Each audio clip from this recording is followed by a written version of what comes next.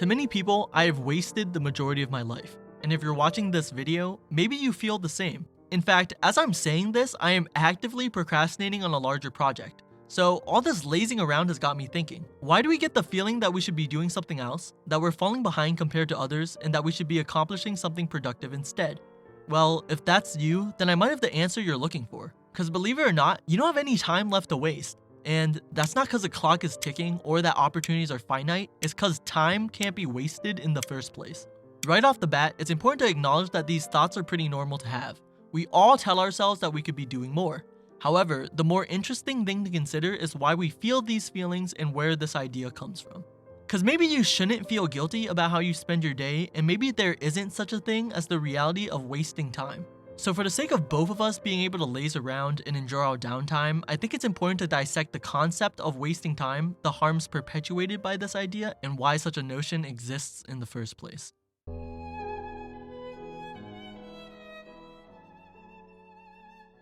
Thanks to the powers of the internet, procrastination and dilly-dallying can be universally recognized as forms of time waste. In fact, the act of being unproductive has been generally associated with resulting in a slew of negative consequences. And while getting shamed on the internet for lazing around has been a pretty modern occurrence, historically, the prejudice against inefficiency has existed for a while. Going as far back as 700 BC, poems such as Hesiod's Working Days displayed sentiments denouncing what we now recognize as procrastination. Even in Shakespearean theater, we can see similar sentiments as the play Richard II, created in the 16th century, had lines such as, "I wasted time and now the time wastes me."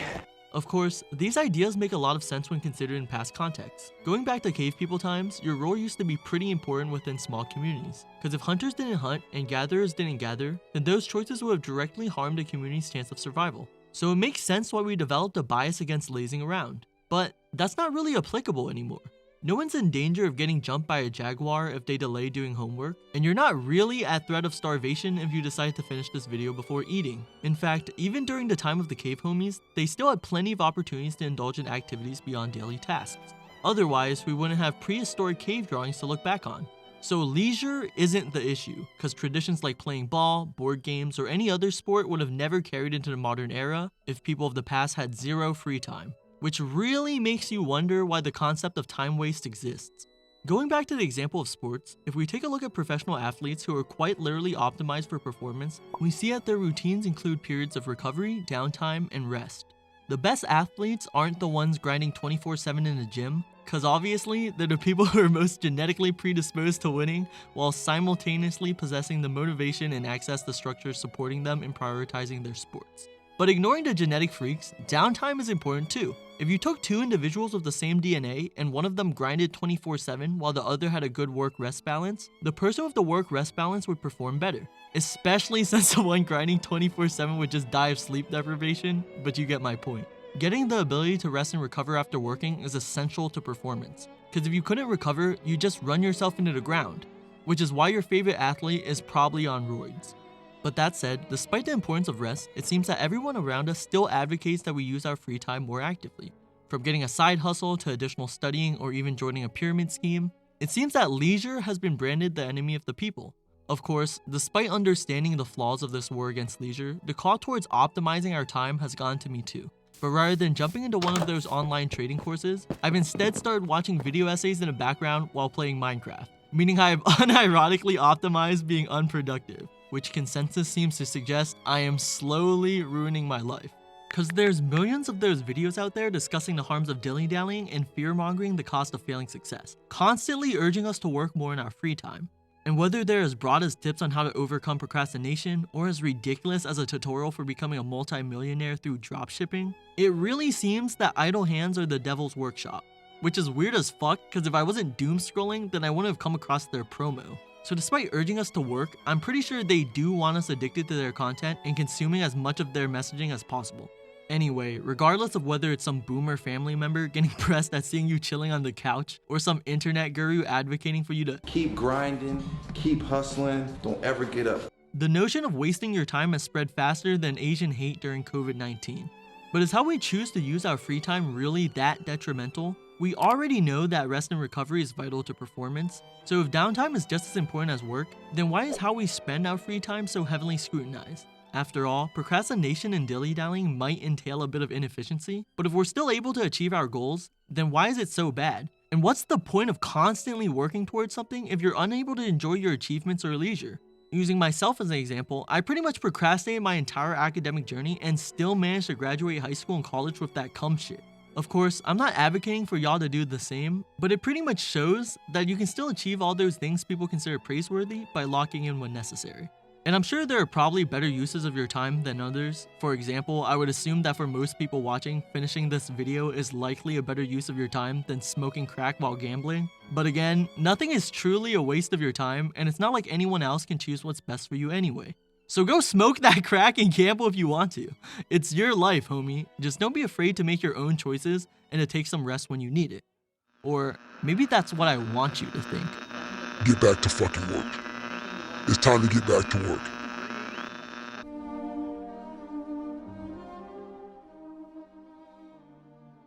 The irony of all this is that while you're enjoying your downtime watching this video, I am probably staring at analytics right now, thinking up ways of further optimizing performance for growth. I know, I'm a fucking hypocrite. But not really, cause in full transparency, I probably could have finished this video weeks ago if I wasn't a lazy bastard, but I am, which is why this video took twice as long as my last one despite needing half the work. And you could probably call me out for caring so much about video performance, but be honest here. You want me on that Grindset lifestyle. You're as much of a beneficiary of my videos as I am, since it benefits you that I spend my time grinding video after video. Cause y'all don't know me personally, you just care about my content, which is why most of y'all could care less whether I have a healthy work-life balance. In fact, someone probably clicked off this video right now as I'm yapping about myself, but let's be real. The only thing you care about is whether you're getting something out of this video and whether I can produce more value for you in the future. So make no mistake, y'all want me grinding my life away, and they do too. I have everything you've ever fucking dreamed of. If you just want to relax, that's fine. But you're competing against people who just don't want to relax. There's a guy in Islamabad who'll do your job online for $3 an hour and he doesn't sleep. You're gonna lose. Imagine not doing anything fun or going anywhere for the next 8 years. I gave up my entire 20s. Every day I spent 15 hours a day in a liquor store. You need to realize nothing good is gonna happen for the next 6 years. Work harder. We're all in this race and we're all like competing against each other. When another man runs past you and you lose some of your potential, you lose that woman that was gonna be yours. Bro, another man will fucking impregnate the woman who was gonna be yours. Unsurprisingly, if you've been online long enough, you're probably familiar with some of these Grindset mindset gurus. You might have even watched a self-improvement video or two unaware of the real motives of those behind them. Whether it's advice on dating, trading, being a better person, femininity/masculinity, or any hustle in general, the sentiment is pretty clear. These figures advocate grinding your life away in exchange for the promise of personal, romantic, or financial success. Cause all these dating coaches, hustle gurus, and Grindset mindset supporters love selling you the dream of success, a conditional fantasy contingent on cleaving away your downtime in exchange for a chance of achievement. Of course, all of that which can be further accelerated with the purchase of an online course costing you only 3 payments of $82.99. But in case it wasn't clear, these online gurus are just scam artists, with the swindle working in 2 distinct parts. Firstly, you're made to believe that all your wildest dreams are achievable through hard work and strict adherence to their advice. Then, you're told that in failing to follow their guidance, you will not only lose all of that which you were previously promised, but also anything you currently hold dear. Which is really fucking dumb, because if you're not currently grinding 24/7, and you can only avoid losing everything by following their advice and buying their course, then why aren't you in absolute ruin and despair? Surely, if one of their disciples were dedicated enough, they would have already out-hustled you for the clothes off your back. But regardless, the grift is pretty clear. These lifestyle coaches aren't actually successful hustlers who work their way up, reaching a point so enlightened that they feel gracious enough to liberate a few paying contributors, but instead, just snake oil salesmen selling a con of false dreams and doomsday myths, flexing the profit that they attain by scamming their followers and teaching others the same. Unfortunately, while they've been long since exposed for their con, a lot of younger folks, young men and boys in particular, seem especially vulnerable to this grift. And that's because society itself has done an even better job of peddling false beliefs than could any individual grifter. A good example of this idea is that men are intrinsically born into the role of provider. A man provides for his family, and he does it even when he's not appreciated, or respected, or even loved. He simply bears up, and he does it. Which, beyond being some Breaking Bad bullshit, really doesn't hold any weight. As seen in the show, Walter loves going around saying that he's hustling For the good of my family? But if we're really being honest here, homie was really doing it for himself. I mean, he literally admitted, all the things that I did He did it for me. Cause Walt could have left with billions in the bank if he wasn't ego tripping off of cooking drugs. And just like White, you don't need a mansion or a Bugatti to be a good sibling, parent, or person. People in pursuit of material luxuries are really just obtaining that lifestyle for themselves. Which is super sad when you realize that a lot of young men's takeaway from Breaking Bad was that they should hustle and cook meth rather than acknowledging how Walter chose to abandon his family for a dream of power and wealth. And this phenomenon doesn't just affect men. Women and literally everyone else are just as likely to be affected by hustle culture since none of us are impervious to the influence of societal pressure. In fact, an even greater onus may be placed upon women to live up to standards of hustle culture as they're often expected to not just work, but to take care of others within their family. You see, just as men would be shunned for playing with Legos all day and are expected to work and provide, many women face expectations of child rearing and being caretakers even if that wasn't a lifestyle they've chosen for themselves. The difference may be that while boys can occasionally be boys, women can't really proclaim "I'm just a girl" and get given a pass for it. Cause many men make messes expecting women to cook and clean after them, but then start losing their shit if their dinner isn't hot enough. In the realm of work more specifically, it's been noted that women in the same field as men often feel significantly more stressed, with increased risks of heart disease and medical issues as they have to deal with both juggling a professional and personal life in which they're expected to labor. Which is further compounded as women who hustle or are seated in positions of power are often stigmatized and depicted as conniving power-hungry leeches or gold diggers. But apparently, men can want all those luxuries and it's suddenly fine. Like, no one's calling out George Washington for marrying a woman wealthier than him, and yet Cleopatra is notoriously regarded as one of the biggest gold diggers ever, despite being more wealthy than both Caesar and Mark Antony. Listen, they married her for a reason. They were the power-hungry gold diggers. So, stigma aside, people who pursue wealth via hustle culture probably do it for similar reasons. And in my opinion, it's pretty obvious that those seeking methods of hustling wealth, status, or romantic success are doing so for validation, as they're probably operating on the belief that external perceptions of value will finally make them feel internally valued in ways they've always desired. And honestly, I feel for them. Society literally dehumanizes those it perceives as lacking value, which is why it treats homeless people as literal plagues rather than a collective of humans in need of help. And whether it's an environmental, familial, or societal lack that caused their insecurities, people shouldn't have to grow up feeling inadequate. So of course, they latch onto ideas promising that they can finally achieve acceptance and recognition. But who can blame them? Social media does an excellent job exasperating any underlying insecurities. Even without the scam artists, a lot of people would still be impacted by hustle culture. Because all you have to do is open social media and you're suddenly bombarded with evidence of people prettier than you, smarter than you, more successful than you, and generally better than you. Which further perpetuates the idea that you're behind. And since it's virtually impossible to avoid comparing yourself to others, social media magnifies the issue further by showing everyone's highlights during your downtime. Of course, not only does this aggregate feelings that you're wasting your time, it also promotes the idea that you need to try even harder to catch up to the success of those online, even if the idea was never explicitly suggested in the first place. And this realm of constant comparison may motivate some to push harder, but for most, it probably does more to sour free time than it motivates to achieve. In worst cases, even giving others the feeling that they're too far gone to accomplish their dreams. After all, seeing people living up on the beach is one thing, but it's kind of wild seeing posts of a girl passing a bar exam at 17 when you're in your 20s studying for the LSAT. The good news is that while ideas of time waste and the constant promotion of hustling may bring us discomfort, they're not necessarily true. Sure, there are memes telling others to just give up because Bill Gates, Stephen Holstrom, and the Lizard Man started their companies as young adults, but there's plenty of people like Colonel Sanders and Jensen Huang who popped off much later in life.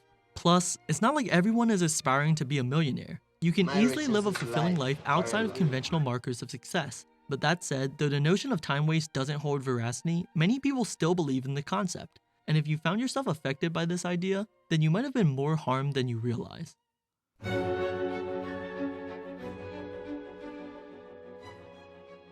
Though I don't believe time could be wasted, the harms of this idea still exist. Similar to how believing in a boogeyman can affect your sleep, belief in the concept of time waste can do just as much harm as convincing yourself that you've actually wasted your potential. All this can compound further, causing you guilt over quintessential experiences that have developed the person you are now. And for as fictitious as the idea of wasting your time is, if you choose to be burdened with regret, then you're just mentally self-harming when you can instead use past experiences as a platform to build. And since you can't change the past, there's really no benefit mulling over it. But on the chance you do, then the combination of believing you've wasted your time, along with external factors pushing a narrative of needing to constantly grind, conveys a substantial sentiment that unless you start hustling immediately, all your dreams will soon vanish. But as established earlier, downtime is important as even the activity of doing nothing can be beneficial. Despite the negative connotation, taking a moment of nothingness can clear your mind and works as a period of revision. Oftentimes, when we're deep in the grind, we can get tunnel visioned and lose focus of other aspects of life. So, taking the space to temporally separate ourselves gives us an opportunity to process our thoughts and emotions. In my opinion, being on the grind is a lot like writing a paper. When you're in the process of doing it, everything seems well. You might even think that it's great, but upon taking a break and re-examining your work later, you might realize that it's filled with glaring mistakes. And extracting this message to life overall, it's clear that we gain wisdom with age. So, in taking a break to consider things, maybe you'll realize that you no longer aim to become the astronaut 12-year-old you aspired to be, and should stop pursuing a dream you've been mindlessly grinding towards since 2013. Which is why downtime matters. Beyond rest and recovery, even taking the time to senselessly laze around allows you to detach from obligations, giving you a fresh lens with which to analyze your situation. Thus, your biggest op isn't you doom scrolling in bed, but the stigma declaring such acts as universal wastes of time.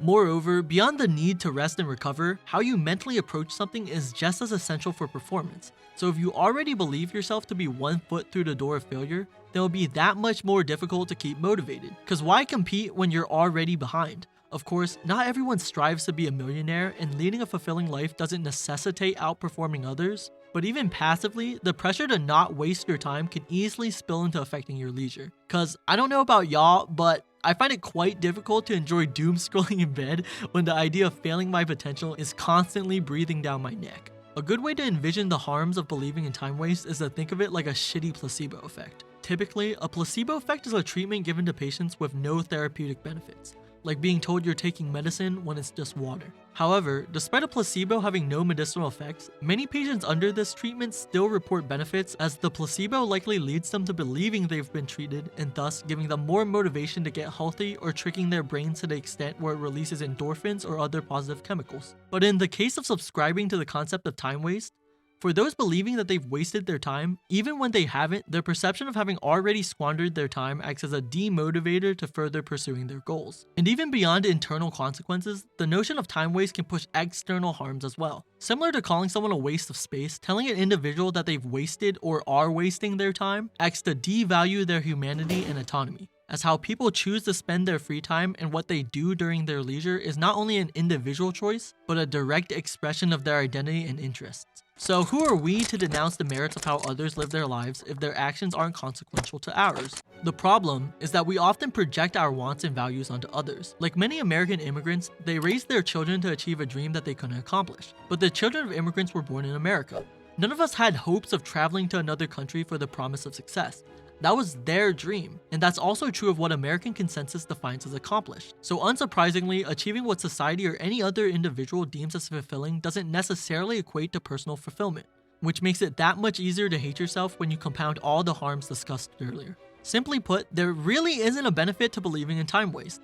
Beyond hating yourself and feeling unproductive, if you can procrastinate and still accomplish your goals, then what's the issue? For most people, I'm pretty sure that they can fit some downtime into their lives while still reaching their dreams. Cause even billionaires like Elon Musk, who once claimed so busy that he'd only sleep 4 hours a night, still had the free time to post a bunch of dumbass tweets. So if time can't be wasted, then why does this notion exist? We know it benefits the grifters because it helps sell their scams, but the concept of time waste has existed for thousands of years. So why did this idea originate, and who does it really benefit?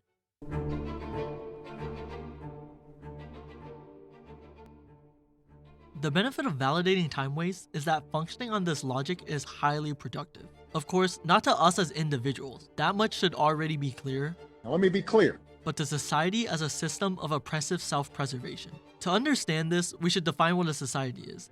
Any of y'all read Hobbes? Well, that mofo theorized that a state is constructed via a social contract agreed upon between its citizens to manifest the nation, i.e. the Leviathan, whose citizens have voluntarily given their power to in order to create the structure that we now recognize as the status quo. This structure, along with the various rules it's composed of, whether that be things like following the law, believing in the concept of money, or fucking over Native Americans and stealing their land, is maintained through the Leviathan operating with absolute authority and impunity to prevent those from changing existing conditions. Which is why the government is allowed to throw your ass in jail even though it really has no power and is just made up of a bunch of people believing in it. And this Leviathan has a single job: to maintain our current society and to destroy all those who seek to change it. Unfortunately, this dipshit creature was created by a bunch of idiots way before we existed, so now we're beholden to its will despite never signing the social contract. While any opposition to it is punishable via unconstrained violence and oppression, which is why if you threaten the president or pop a cap in a millionaire, the state will use substantially more resources to punish your ass, because that one individual was way more beneficial to maintaining our government structure than countless regular citizens killed the same day. Anyway, the point is, anyone seen as challenging the status quo is labeled an enemy of the state and swiftly dealt with. And what could be more harmful to a self-perpetuating oppression machine than the people who it's composed of failing to maintain the system? So in the same way that homeless people are dehumanized and stigmatized as wastes of space, this goofy-ass Leviathan demands constant labor and upkeep from its citizens, demonizing those opting to relax over work during their free time. Because if you're a Leviathan, hell-bent on preserving the current structure of the society, then why would you want people having the free time to think of better ways to change it, when it would be easier having everyone grinding 24/7 to uphold it? So if you're a lazy slob like me, while the system can't force you to work more than you're required, it can actively promote the notion of time waste to optimize its citizens' output, which is why those seen as resting are shamed as lazy and wasting their lives. Because while the Leviathan's primary goal is to get its citizens to work, and having a job is barely enough to keep you alive and out of getting thrown in jail, its subsidiary aim is to condition you to constantly labor at the system's benefit, with zero consideration towards whether excess work proves beneficial to your personal fulfillment and happiness. So please understand that life isn't a game to speedrun, and you probably wouldn't get much internal fulfillment from being the fastest or most efficient player anyway. In fact, one piece of advice given to me by my dad that wasn't just some ignorant mansplaining is that the winner of any game isn't the best player, but the creators behind it. After all, they're the ones benefiting off of your time and money, and the game of life is no different. Obviously, each person has different tastes. I'm quite competitive, which is why I decided to toss my hat into hyper-capitalist YouTube, but some people enjoy vibing or chilling. But unfortunately, the game of life has been pre-designed by dead peeps ages ago into a fierce competition where some people are paid to win, while others must grind their way up. So if you don't enjoy whatever you define as work enough to grind it day after day, then stop playing that shit in your free time, and definitely do not buy into the notion of things outside of work being a waste of your time. Honestly, if y'all watching really want success that bad, then just position yourself as indispensable to buttressing the state. I mean, tell me why every congressman seems to somehow be loaded with a family. Even Mitch McConnell's fucking ass has a wife. So stop listening to advice of alpha male gurus and con artists telling you to gym max and get your money up via hustling. If you really want a taste of actual power and an undeniable path of financial and romantic success, start politician maxing right now. So despite any guilt you may feel towards moments you've spent relaxing instead of getting your money up, ultimately, those experiences are what ground you to your humanity. What allows you to understand that work is already hard enough and that people shouldn't make things any harder and aspire to be unparalleled success machines. Because if you're just grinding to avoid getting out-grinded and hustling to out-hustle others, then you're just contributing to furthering a competition that already makes your life difficult to enjoy. So beyond that being lame as hell, you're just suffering for suffering's sake. Which low-key might be the closest thing to actually wasting your time if the concept was real.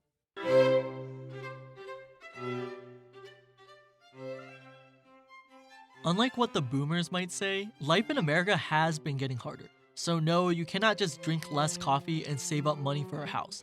Cause this isn't the 1960s where the cost of a mortgage was 3 fucking double cheeseburgers. So in recognizing inflating prices and competitions, and that peeps at the bottom have less and less while the rich get richer and richer, the solution isn't to grind so hard that you either reach the top or die trying. To make it as clear as possible, you don't need $1 billion to achieve happiness. And there's enough shit to go around because there's more homes in America than people can live in. So instead of trying to win the competition, we should focus on solving issues within our competition instead. Because if people and companies were focused on good rather than profit, then I wouldn't need a new phone every 3 years and new models wouldn't release annually. I thought y'all said the iPhone 21 was the best. Where the fuck did the iPhone 20... Where the fuck did the iPhone 23.37 come from? In my opinion, it's not hard to see that the concept of time waste and hustle culture is less about promoting fulfillment and more about getting material shit that makes people think you're fulfilled. So even if this video doesn't convince you that time can't be wasted, consider whether the notion of time waste is something you'd support. Because if you made it this far, hopefully you're at least convinced that there's some ramifications to believing in it. For me, it comes down to the fact that every experience we've had until now, even the most mundane, are what has led to the cultivation of who we are today, which means that you as a person are fundamentally different after watching this video than the person you were before. And to be honest, none of us really invested much in the notion of time waste anyway, because if you did, then you would have been too busy grinding to have watched this video. So if you can appreciate people for people and the things that have made them uniquely themselves, then it's a simple choice between affirming the value of yourself and others, or believing that every second you've spent till now has all resulted in the unoptimized failure that you are today. Again, no one has perfectly used their time, so since you've either already wasted your time with this video, or haven't because you know that time waste doesn't exist, you might as well listen to me e-beg. Please subscribe to my channel and like this video and leave a comment on any insight or anything you think I could improve on. For example, some dude in my last video told me to sharpen my knife and I was like, first off, that's rude as fuck, but secondly, you're right. So now I have a sharper knife. Also, someone with disposable income, please join my Patreon and give me all your money. Work sucks and I need money to live because this world sucks. So please enable me to be lazy and to make better videos as a virtual sugar daddy / mommy. Alright, goodbye.